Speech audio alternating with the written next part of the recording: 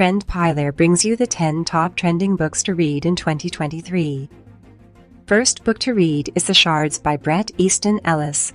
Bret Easton Ellis's 1985 novel, Less Than Zero, about monosyllabic-named Los Angeles private school teens who party, do drugs, and have sex, is unforgettable. Ellis's 13-year-old The Shards takes readers to the early 1980s.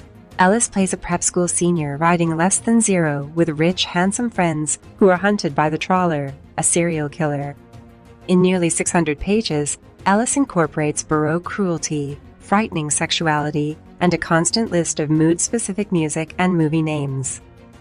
The second book to read is Sam by Allegra Goodman. This is one of those books whose modest goals grow into enormous works of emotional depth. Goodman's work follows Sam's transformation into a young woman. A compelling portrait develops from her life's numerous deprivations and few bright spots. Goodman's language echoes her subject's voice, from primary school's staccato thought patterns through young adulthood's delicate vulnerabilities. Sam investigates the worst emotional growth pains without awkwardness. Another trending book is The Survivalists by Kashana Cauley. The Survivalists is a darkly hilarious story about community gardeners and doomsday preppers hoarding weapons above a trendy coffee shop. This debut novel by Kashana Cauley, a former lawyer, Daily Show with Trevor Noah writer and New York Times contributor, finds humor in our harsh, unsure present while describing dramatically different futures and how we could prepare for them in predominantly black central Brooklyn. The fourth book to read is Spare by Prince Harry. A book rarely dominates popular debate before publication. After some stunning and intimate accusations about his royal family life surfaced, Prince Harry's memoir Spare did precisely that. J.R. Mohringer, who wrote Nike's Phil Knight and Andre Agassi's biography, is his ghostwriter, and we're excited to read it. The Pulitzer Prize winner can go deep into his subjects and create a visceral, nuanced image. Knight called Mohringer a half-psychiatrist. He makes you say things you wouldn't. Another top book is Big Swiss by Jen Began.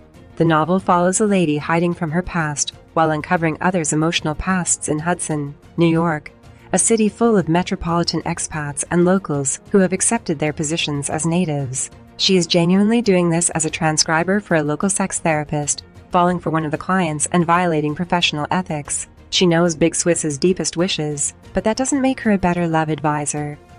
Big Swiss is a comedy with a sympathetic heart. This Jodie Comer, starring series is under production. Sixth trending book is Pat in the City by Patricia Field. Patricia Field's memoir covers how she got her job as the costume designer for Sex in the City and her more recent work on Emily in Paris eyeball-scorching outfits. It also chronicles her childhood in New York City and Long Island, how Pants Pub started a downtown fashion revolution, and how her later businesses became a haven for great misfits. Patricia Field needs the correct attitude, but not much retail experience. Another most trending book is Cold People by Tom Rob Smith, a sci-fi monster novel set in Antarctica by the author of the best-selling Child 44 trilogy of beautiful historical espionage novels. Cold People is a bizarre, fascinating, dark futuristic tale that is escapist, but not plausible. The book begins with a weirdly brief alien invasion and a desperate evacuation to Antarctica, the only area the aliens will allow humanity exist. Smith is getting it out of the way. The eighth trending book is Burnham Wood by Eleanor Catton. It's a book of contemporary ideas, somehow woven together into a thriller that subtly mocks the absolutism all those perspectives entail. No matter how confident the protagonists are that they have the appropriate worldview, their blind spots lead them into sometimes illegal entanglements they can't philosophize their way out of. Cotton's characters are imperfect, but you pull for them her young latest Zealand novelist's 2013 best-selling and critically praised work. Ninth book to read is Pineapple Street by Jenny Jackson. The book follows three Stockton women, a family that made their money in real estate and left successive generations to alternately enjoy in and wring their hands over it, their anxiety inflected with a distinctly New York 1% class. Consciousness. Family members go from nonprofits and school fundraisers to tennis clubs and private jets. It's a playful book that catches a slice of New York society, a guilty pleasure that also reads like a sociological text. The 10th trending book is The Half Moon by Mary Beth Keynes.